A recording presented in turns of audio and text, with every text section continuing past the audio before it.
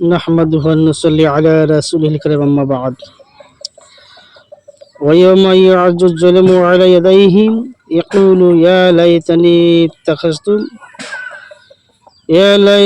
اتخذت مع الرسول سبيلا إلى آخر الآية। আল্লাহ রাব্বুল আমিন 19 পারা 26 নম্বর আয়াতের মধ্যে আল্লাহ বলেছেন যে হাসরের ময়দানে অনেক মানুষ নিজের আঙ্গুলগুলি কামড়াইবেন।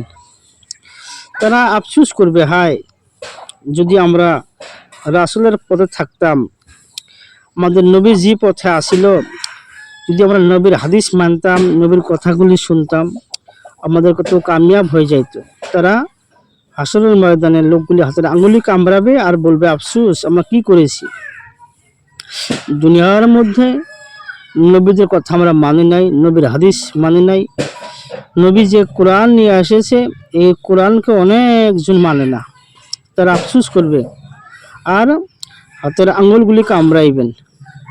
আল্লাহ বলেছেন 19 নম্বর পারা 26 নম্বর আয়াতের মধ্যে আমার আল্লাহ বলেছেন, وَيَوْمَ يَعَضُّ الظَّالِمُ عَلَى يَدَيْهِ يَقُولُ يَا لَيْتَنِي اتَّخَذْتُ مَعَ الرَّسُولِ سَبِيلًا।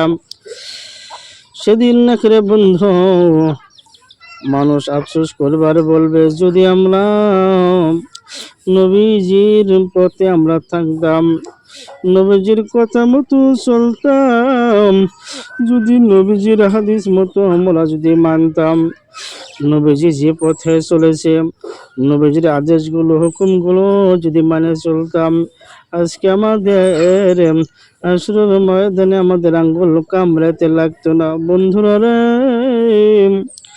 হাসরের ময়দানে অনেক মানুষ রে বন্ধু হাতের আঙ্গুল গুলি কামড়াইবে, হাতগুলি কামড়াইবেন, নিজের হাতে নিজেই কামড়াইবে আর বলবে,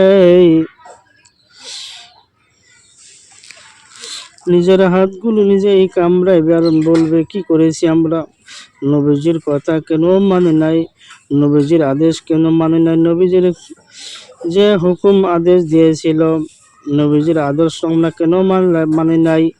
বন্ধুরা রে, নবীজির আদেশ না মানার জন্য হাসরের ময়দানে মানুষ আফসোস করবে আর বলবে, আমরা কি করেছি। সেদিন হাসরের ময়দানে নিজের হাত নিজেই কামড়াইবে আর পাগলের মতো লোকগুলি ছুটাছুটি করে বেড়াইবে। সেই জন্য আমরা সবাই নবীজির হাদিস মতো চলবো, আমরা নবীর কথা মতো চলবো, নবীজির আদেশ হুকুমগুলি আমরা মেনে চলবো ইনশাআল্লাহ। আলহামদুলিল্লাহ, আলহামদুলিল্লাহ।